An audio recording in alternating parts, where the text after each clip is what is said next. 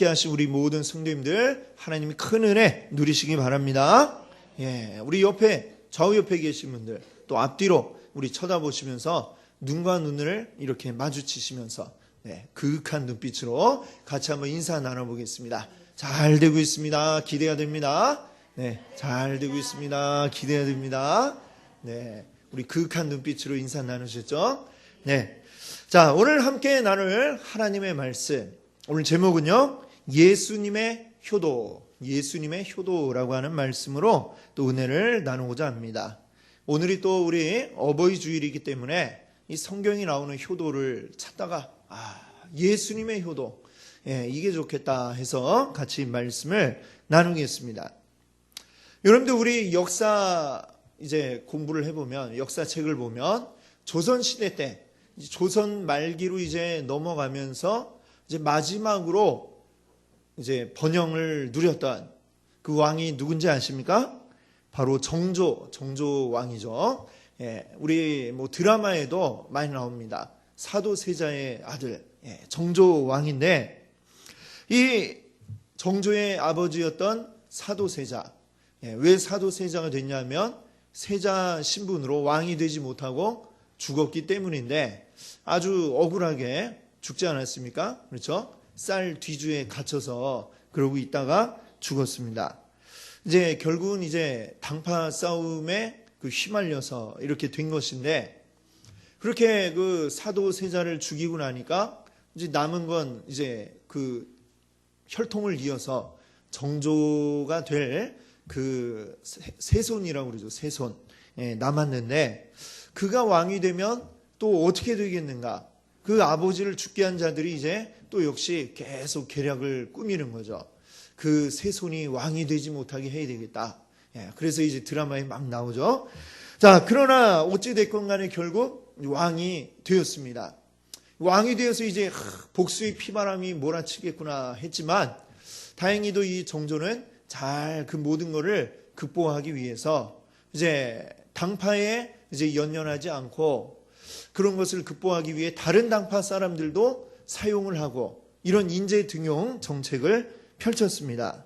그래서 그때에는 이제 주류를 이루고 있던 게 이제 서인들 가운데서도 이 노론 사람들이 꽉 잡고 있었는데, 노론이 아닌 다른 쪽 사람들도 이제 등용을 하기 시작했습니다. 그때 이제 주로 남인 쪽에서 이제 많은 인재들을 이제 들었었는데, 그때 정조의 사랑을 한 몸에 받았던 그 사람이 누구냐면 바로 다산 정약용이죠. 다산 정약용입니다. 이 정약용은 뭐 일찍이부터 암행어사부터 시작을 해서 여러 두루 중요한 요직을 이제 거치면서 정조의 사랑을 아주 듬뿍 받았습니다. 그러나 나중에 이 정약용도 우리가 알듯이 멀리 유배를 갈 수밖에 없었습니다. 그렇게 만든 이 사건이 있었는데, 그거는 뭐냐면 바로 천주교였죠. 천주교.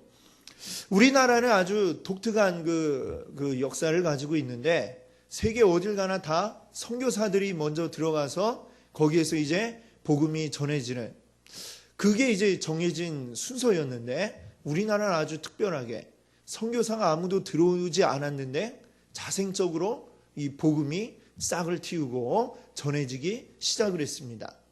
그 이유는 말씀드린 것처럼 이제 남인들이 아무리 열심히 공부를 해도 이제 정계에 진출을 할 수가 없는 상황이 굉장히 오랫동안 지속이 됐습니다. 공부를 해도 벼슬길에 나아가지도 못하고, 그러니까 유학 공부만 이게 열심히 해봤자 빛을 못 보니까 다른 공부에 관심을 두기 시작했던 거죠. 그래서 여러 가지 실용적인 학문들을 공부하기도 하고, 그러는 가운데 이제 관심을 가진 것이 말하자면 이제 중국에서 들여온 천주학에 대한 이러한 책을 보게 되었습니다. 그래서 그 책을 보고 먼저 이제 믿음을 가지고 나중에 중국에 가서 세례를 받아갖고 온 사람이 있었죠. 그 이승훈이라고 하는 분인데, 이분이 이제 남인입니다. 그 영향으로 또 남인들 가운데는 이 천주교를 믿는 사람들이 많이 있었고, 정약용의 형제들 가운데도 형제들도 역시 이제 그 믿음을 가지고 있었고, 정약용도 한때는 아주 굉장히 열심히 그 천주교 서적을 이제 독파를 하던 그런 때가 있었습니다. 그런데 이제 문제가 된 거는 노론 사람들이 보니까 저 남인들이 눈에 가신데 어떻게 처치해야 될까 하고 눈여겨보던 가운데, 남인 가운데 이제 한 사람인 이제 윤지충이라고 하는 사람이 있습니다. 이 사람이 천주교를 믿었는데, 믿고 보니 이 제사 드리는 거는 이 우리 교리와 맞지 않구나 생각을 해서 자기 어머니가 돌아가셨는데 이제 제사 드리는 것을 하지 않겠다 이렇게 이야기를 했고, 이 이야기가 막 퍼져나갔습니다. 퍼져나갔는데 안 그래도 구실만 찾고 있던 이제 노론 사람들이 이게 말이 되냐, 제사를 드리지 않다니 하고 이제 문제를 삼았던 것이죠. 이 조선은 우리가 알다시피 유교 국가 아닙니까? 철저한 유교 국가인데, 거기에서는 부모에게 제사를 드리는 게 제일 중요한 일이죠. 그리고 아무리 높은 벼슬이 있어도, 제 아무리 영의정이라 하더라도 부모님이 돌아가시면 그냥 모든 걸 다 내려놓고 고향에 가서 부모님 묘소 옆에서 3년 동안 운막을 지어놓고 거기서 흰 베옷을 입고 그러고 3년을 지내는 게 바로 이 조선이라고 하는 나라였습니다. 그런 곳에서 제사를 드리지 않는다, 이 말 한마디만으로도 이 사람들은 사람의 도리를 모르는 자들이고 불효하는 자들이다 라고 이렇게 여겨지게 되었고, 그것 때문에 많은 사람들이 죽거나 또는 이제 귀향을 가고 이런 일들이 생겨나게 되었던 것을 우리가 역사에서 배워서 아마 많이 알고 계실 것입니다. 자, 지금도 사람들이 생각하기에는 어떤 분들은 교회 다니는 사람들은 조상에게 제사도 안 드려, 조상도 모르는 사람들이야 라면서 전혀 이 기독교를 효와는 관련이 없는 그런 사람들로 이제 생각하는 분들도 계십니다. 그러나 사실 이 기독교를 우리가 잘 들여다보면, 성경 말씀을 잘 들여다보면 이 기독교 안에서 이 효라고 하는 게 얼마나 중요하게 다뤄지고 있는가라고 하는 것을 우리가 금방 알 수가 있습니다. 하나님이 우리에게 주신 그 10계명 가운데도 보면 10계명 가운데 제 5계명, 5번째 계명이 뭡니까? 내 부모를 공경하라 라고 하는 말씀입니다.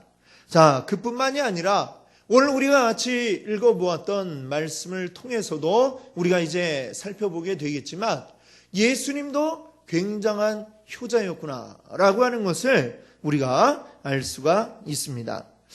우리가 예수님과 어떤 효라고 하는 것은 굉장히 관련 짓기 어려운 생각이었는데, 자, 이게 무슨 말일까 아마 궁금하실 것 같습니다. 그래서 오늘 이 본문 말씀을 통해 예수님이 어떻게 효도를 하셨는가 라고 하는 것을 같이 한번 생각해 보고자 합니다. 오늘 우리가 읽은 이 본문 말씀은 예수님이 십자가 위에서 하셨던 그 말씀 가운데 하나입니다. 예수님의 그 생애를 다루고 있는 복음서가 있죠. 마태, 마가, 누가, 요한복음. 여기 보면 마지막 예수님 십자가 지신 그 사건을 기록할 때에 각각 예수님이 십자가 위에서 하셨던 말씀들을 기록하고 있는데, 이것들을 종합을 해보면 총 7마디의 말씀을 십자가 위에서 하셨습니다. 근데 그 가운데 요한복음에 3개가 나와 있습니다. 예수님 하신 말씀이 3가지가 나와 있는데, 그 중에 하나를 빼면 2가지가 다 이 효도와 관련이 있는 말씀이라는 것을 우리가 알 수가 있습니다. 자, 먼저 한번 우리 30절, 우리 본문은 아니지만 그 뒤에 있는 요한복음 19장 30절 말씀 한번 같이 읽어보겠습니다. 예수께서 신 포도주를 받으신 후에 이르시되 다 이루었다 하시고 머리를 숙이니 영혼이 떠나가시니라. 아멘. 자, 여기 보니까 예수님 영혼이 떠나가기 전에 그때 하셨던 말씀, 어떤 말씀 하셨나요? 다 이루었다라는 이 말씀을 하셨습니다. 다 이루었다. 사실은 이 말씀이 어떤 의미를 가지고 있냐면 예수님이 하나님께 보고하는 그런 말씀으로 우리가 생각할 수 있겠습니다. 그렇게 생각해 보면 다 이루었다 이렇게 하기보다는 다 이루었습니다 이렇게 번역하는 게 더 좋을 것 같아요. 예수님이 이 땅 가운데 오셨을 때 그냥 오신 것이 아니고 하늘 아버지로부터 미션, 즉 임무, 사명을 부여받고 오셨습니다.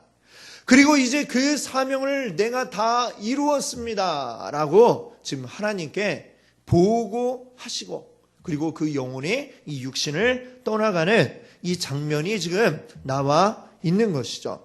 그러면 예수님이 지금 다 이루었습니다 이렇게 보고하시는 그 사명이 무엇이었을까요? 마가복음 10장 45절 말씀 우리 또 한번 같이 읽어보겠습니다. 인자가 온 것은 섬김을 받으려 함이 아니라 도리어 섬기려 하고 자기 목숨을 많은 사람의 대속물로 주려 함이니라. 아멘. 예수님의 사명이 곧 이것입니다. 바로 무엇입니까? 인류를 죄에서부터 구원해내는, 그리고 구속해내시는 바로 이 사명, 이것이 바로 예수 그리스도가 이 땅 가운데 오실 때 부여받으신 사명이었다라고 하는 것입니다. 우리 범죄한 인간을 대신해서 자기 자신을 제물로 직접 드리는 바로 그것이 예수님의 사명이었습니다. 그리고 그 사명대로 예수님은 지금 뭐하고 계신 거예요? 십자가에 자신이 매달려 있는 것입니다. 그 십자가에서 자신이 제물이 되어서 마지막 피 한 방울까지 우리를 위해 뚝뚝 흘려주고 계셨습니다. 그리고 그 마지막 피 한 방울 떨어져 나가는 순간에 하나님 앞에 다 이루었습니다 이렇게 말씀하시고서는 이 세상을 이제 운명하셨던 것입니다. 여러분, 이 다 이루었다라고 하는 이 말의 원래 헬라어 단어는 테텔레스타이라고 하는 말이 쓰여지고 있습니다. 이 말은 헬라에서 본래 어떤 사람들이 사용하는 말이냐면은 상업적으로 이제 사용하는 용어였습니다. 어떤 의미인가 하면은 빚을 다 갚았다라고 하는 의미를 가지고 있습니다. 지금 예수님은 마지막 순간에 이제 빚을 다 갚았습니다 라고 이렇게 말씀하셨던 이유가 무엇이냐? 지금 우리의 죄를 빚에 비유하고 계신 것이죠. 우리들은 모두 빚쟁이라고 하는 것입니다. 우리 사람들은 죄의 빚을 지고 있습니다.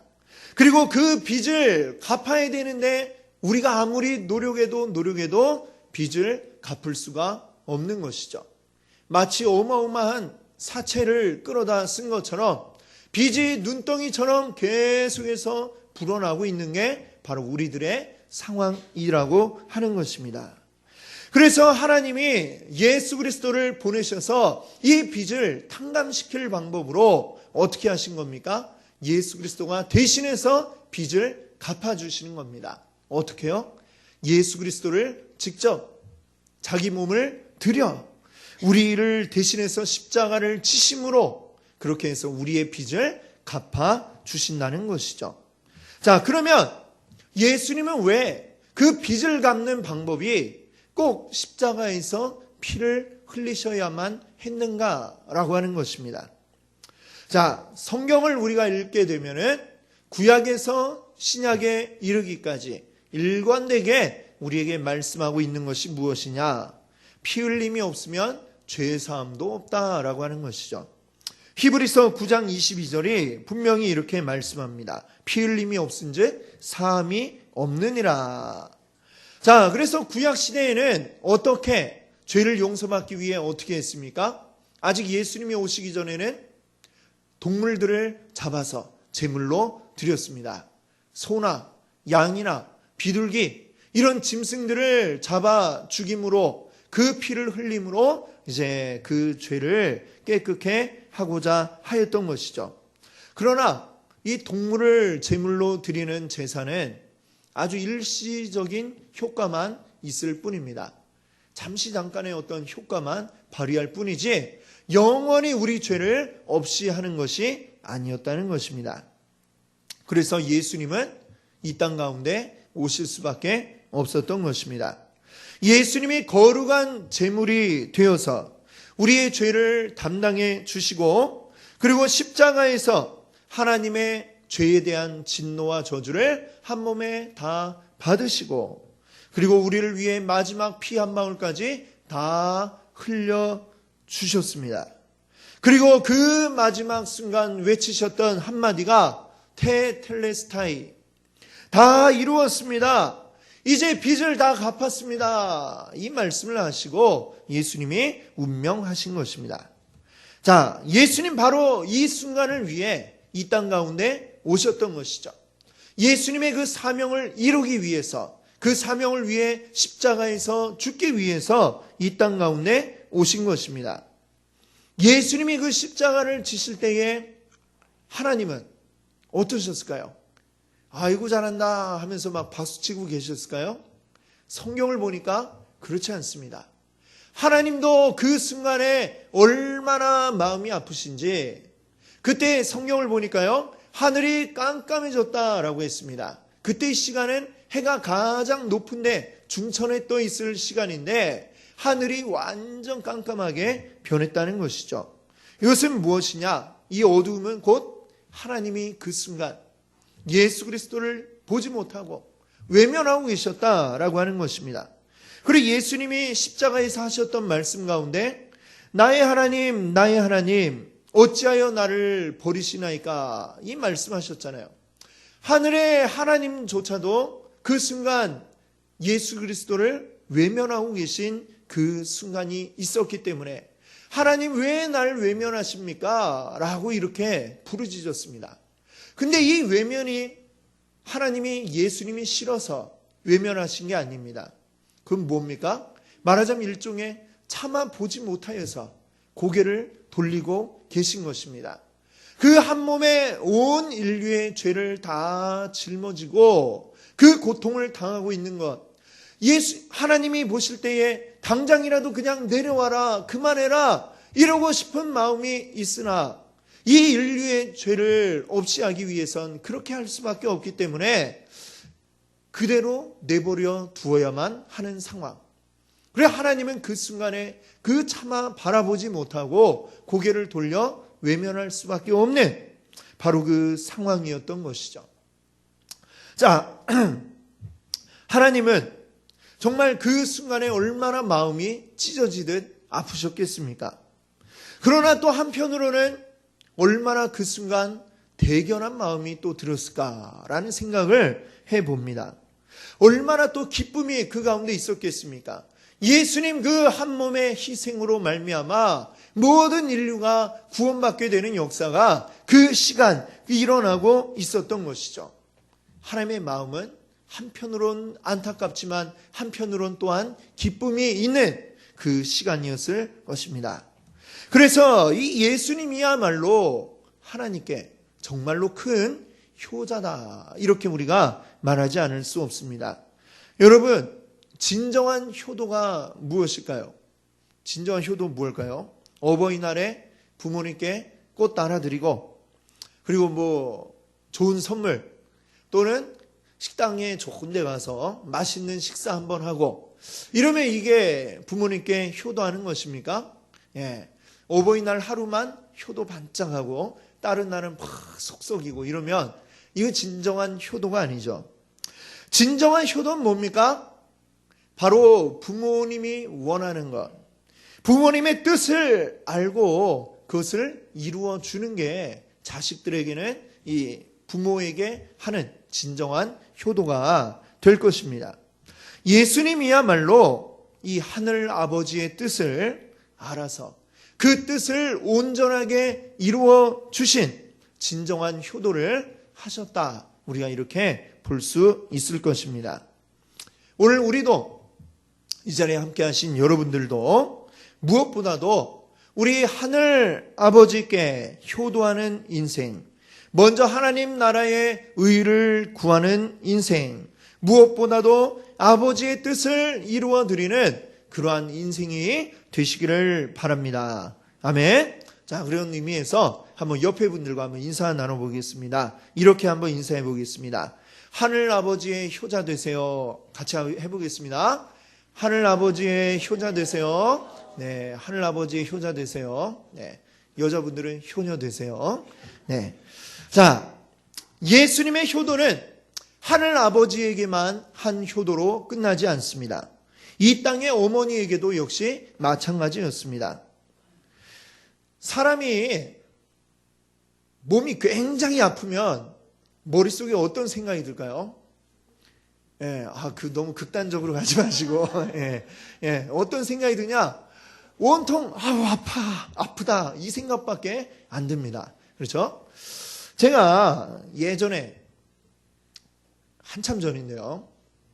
어느 날 밤에 누웠는데, 배가 아프더라고요.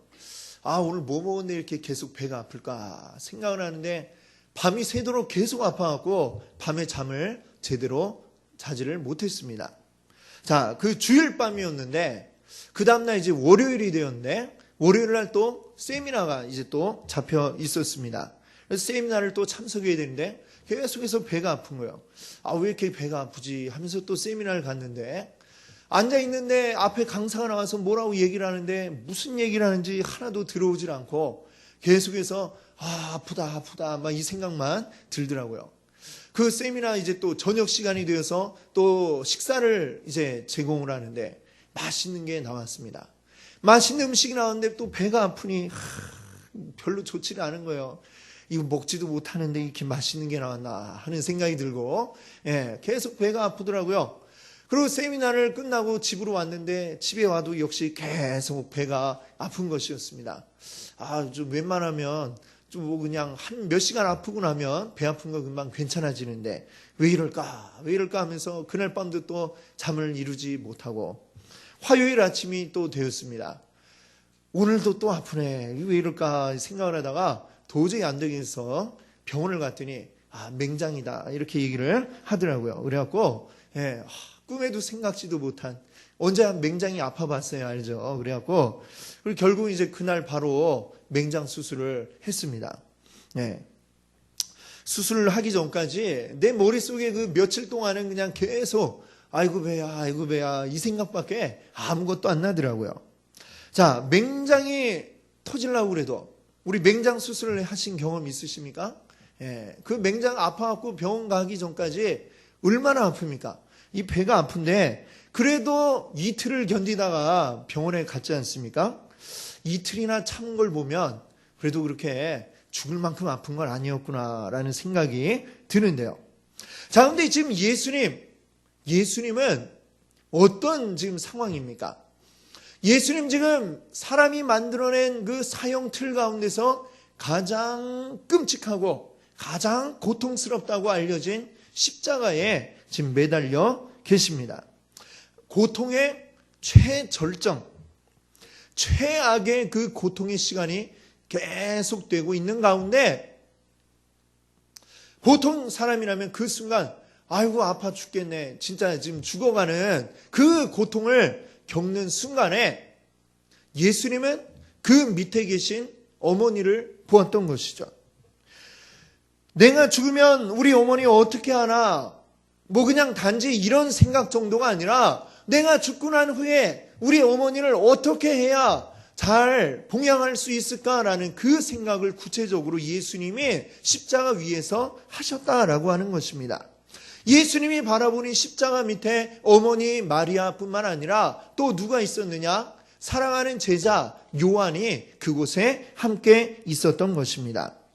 이 요한은 제자들 가운데 가장 어린 나이였습니다.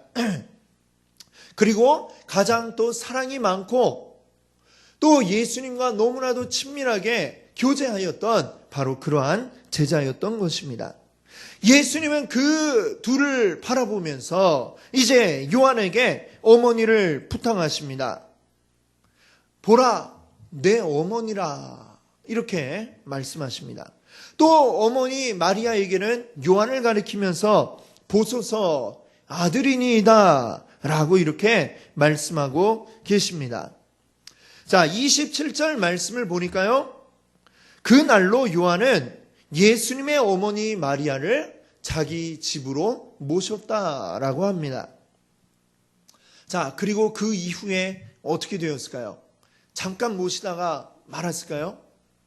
우리 성경에는 나오지 않지만 예수님의 제자들 가운데에 가장 오래 산 제자가 누구냐면 바로 이 사도 요한이라고 합니다. 자, 사도 요한이 얼마나 살았을까요?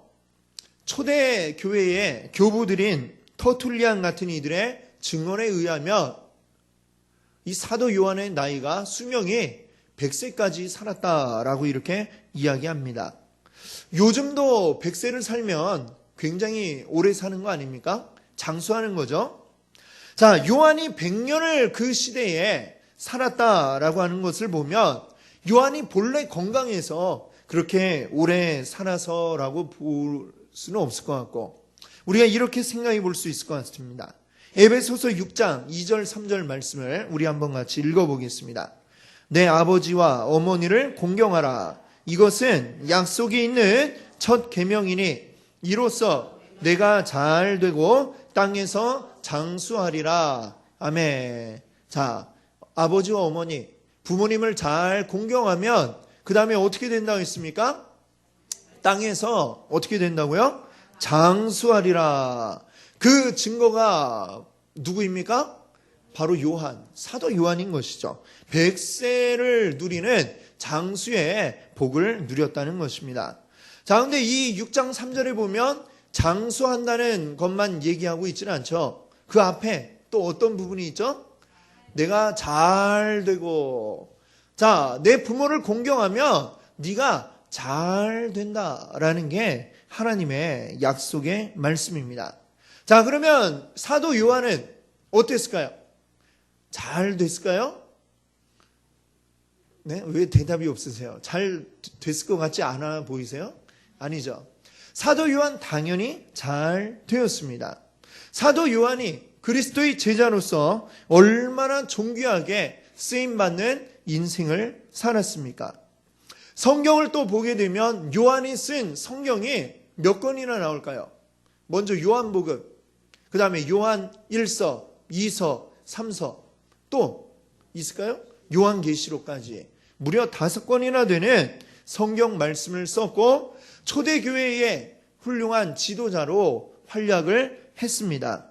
그리고 사도 요한의 말년에는 지금의 터키에 있는 에베소라고 하는 곳이 있습니다. 이 에베소에 있는 에베소 교회를 맡아서 섬겼던 것을 또 우리가 알 수 있습니다.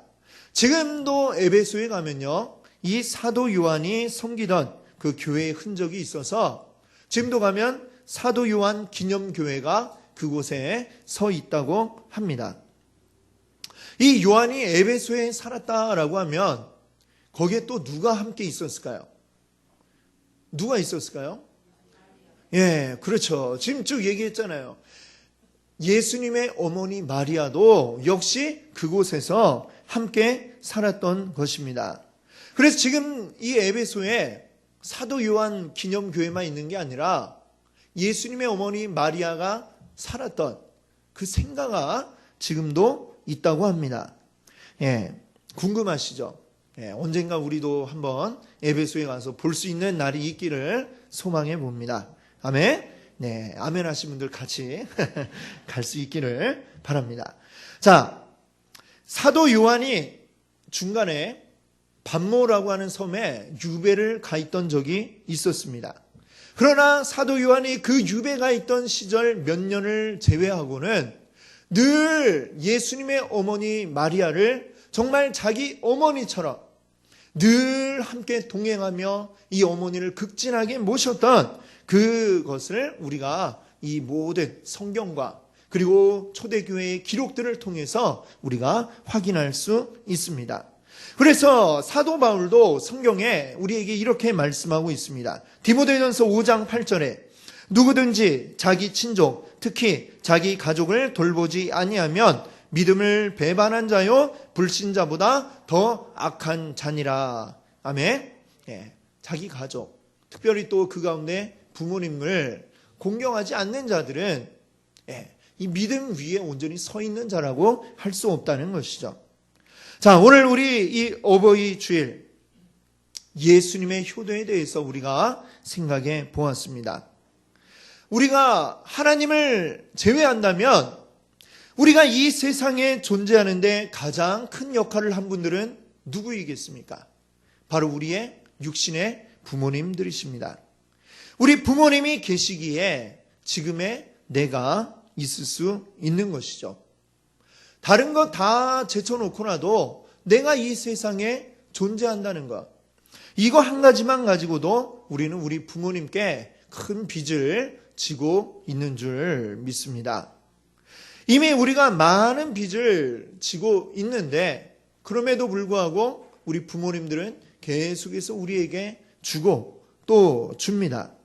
그걸 언제까지 할까요? 아마 우리 부모님들이 살아 계신 동안에는 계속해서 그 일들을 하실 것입니다. 제가 요즘 들으니까 요새 그렇다고 그래요. 부모가 자식을 언제까지 이렇게 돌봐줘야 되느냐. 요즘에는 자식이 환갑잔치 할 때까지 돌봐줘야 그래야 된다. 뭐 이렇게 얘기를 하더라고요.